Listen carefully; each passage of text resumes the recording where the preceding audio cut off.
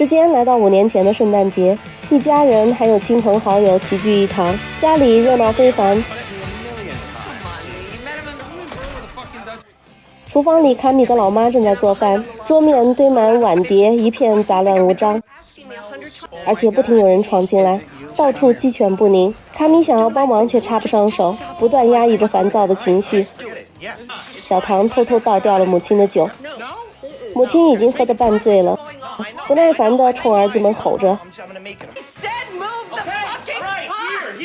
卡米无法忍受地离开厨房，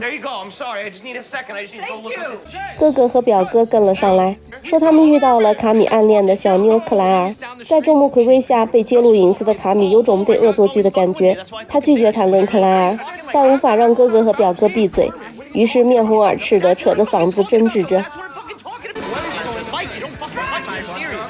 直到母亲发疯地丢出一把勺子，才结束了这场如同吵架一般的聊天。胖子两兄弟一直在不停地找人兜售各种不靠谱的想法，试图忽悠一点零花钱。吉米叔叔根本不吃这一套，不想听他们胡扯，扭头就走了。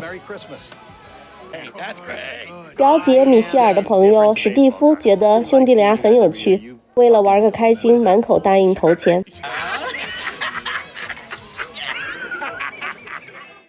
表哥把怀孕的妻子安置在安静的房间里休息，妻子设想着未来的生活，希望拥有一所旁边有学校的房子。他从小就想摆脱酗酒的父母，所以希望自己的孩子能够健康成长。安顿好妻子，表哥追上吉米叔叔，说想学做生意，因为待在三明治店没有任何前途，这个小破店并不能给他安全感，也没有可以安居乐业的收入，他希望给孩子一个更好的生活。精明的吉米叔叔看着这个废柴亲戚，不置可否地敷衍而过。卡米被母亲使唤去拿东西，迎面就碰上了哥哥麦基。麦基很想和弟弟好好聊聊，卡米直言不讳地表示，经过在外面的学习，自己的厨艺长进很大，希望回来和哥哥一起工作，在哥哥的三明治店工作。没想到一提这个，麦基马上岔开话题，他不想谈那家小破店，他希望聊一聊弟弟的生活，学习厨艺的生活，那种令人向往的、充满希望、光彩照人的生活。卡米简单地概括自己住在一艘小船上，喂着一只看不见的猫，并拿来自己精心准备的礼物，随后就被母亲叫走了。麦基独自打开礼物，那是一张熊家餐厅的门面设计图，这令麦基崩溃不已。他何尝不知道弟弟最大的愿望就是和自己一起经营餐厅，这也是麦基最大的心愿。可事实上，那个不挣钱的小破三明治店就是现实击败梦想的一个陷阱，让人一脚踏入便无法脱身。每天重复繁杂乏味的体力活，拼命工作只能挣到勉强糊口的钱，更没钱改善脏乱差的工作环境，于心不忍，也没有能力换掉那些老弱病残的员工。这一切都死死地拖住麦基，他又怎么能让深爱的弟弟，这个有前途的年轻人回来和自己一起被现实毒打？焦虑如何搞到钱发工资，填补各种欠款。麦基不愿让弟弟知道他正在经历的这一切。搞砸的不仅仅是麦基，还有他们的母亲。这个独自养育3个孩子的坚强女性早就在内心崩溃了，能够维持她的只有酒精，而酒精又在不断掏空透支她的健康。看着厨房里乱七八糟的一切，就如同生活一样，让她觉得付出了全部，却发现得到的全是糟心事一样崩溃。他弄洒了餐盘，冲女儿狂吼，自己恨不得拿枪崩了自己，以结束这个烂摊子。吓得小唐一边安慰着母亲，一边夺路而逃。客厅里，麦基正在兴致勃勃地和表哥一起讲故事。母亲的男朋友李不孝地打断了他们，称这个老掉牙的故事早就听腻了，场面尴尬。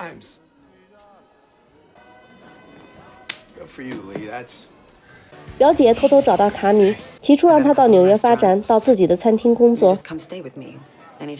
卡米犹豫着说自己会考虑。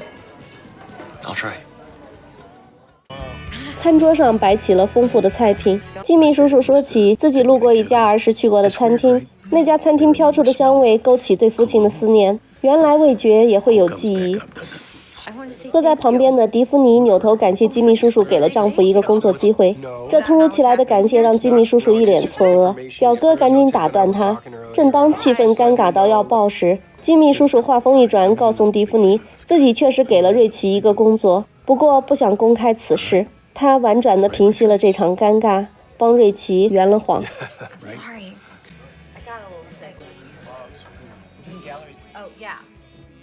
一桌盛宴准备妥当，大家都就座了，却没看见女主人的身影。老妈独自在厨房点了支烟，平息内心翻滚的情绪。看到卡米进来关切的表情，老妈终于忍不住诉说自己对这种生活的厌倦，喃喃说道自己付出的一切根本没有人在乎。是啊，她投入大半生的时间精力养大了孩子，努力维持着一个家的温暖，就如同这顿圣诞晚宴，虽然充满混乱和狗血，但这个女人依然能把一顿丰富的晚餐端上桌，给大家带来一个幸福的圣诞晚餐。可是谁又在乎她呢？卡米忙着安慰妈妈自己在乎的。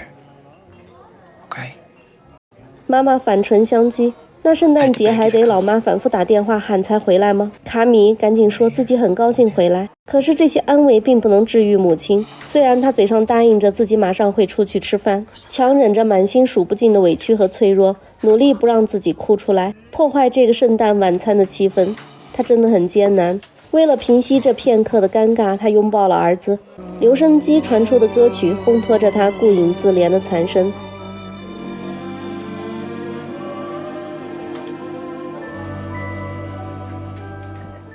晚餐桌上气氛有些诡异，表姐提议让麦基来说餐前祈祷词，麦基直接说母亲的男朋友李会打断自己，吉米叔叔赶紧打圆场。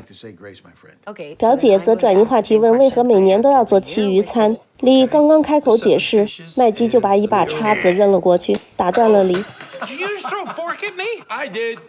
扔了一把不爽，又扔了一把，晚餐的火药味瞬间升级。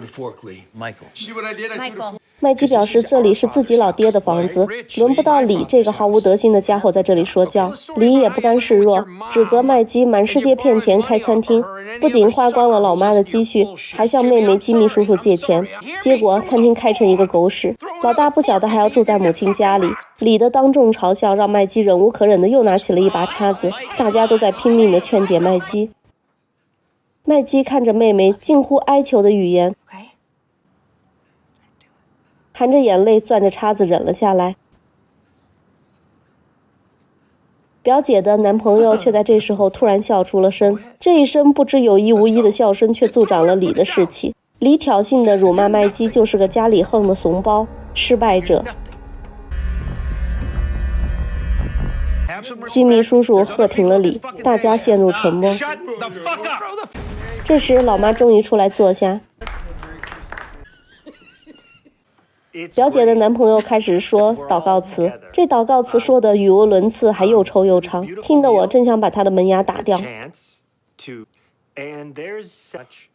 在这漫长、煎熬、烦躁的气氛中，每个人心怀各异地听完了这通废话后，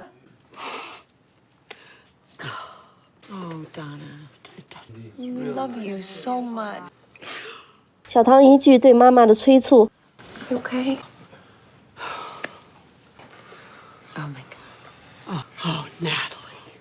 又点燃了老妈的情绪。老妈怒吼着自己忙了一整天，现在大家连等自己一下的耐心都没有吗？说罢就把碗砸了，愤怒地起身而去。而此时这位李竟然冲大家解释道，这是女友最糟糕的一面。一句话让麦基把手中的叉子扔到李的脸上。作为男朋友，李就算不去厨房帮忙，这种时候不应该跑去安慰一下女朋友吗？竟然堂而皇之的坐在这里，高高在上的指责别人失态。麦基掀了桌子就要揍他，混乱中母亲竟然驾车冲入了屋内。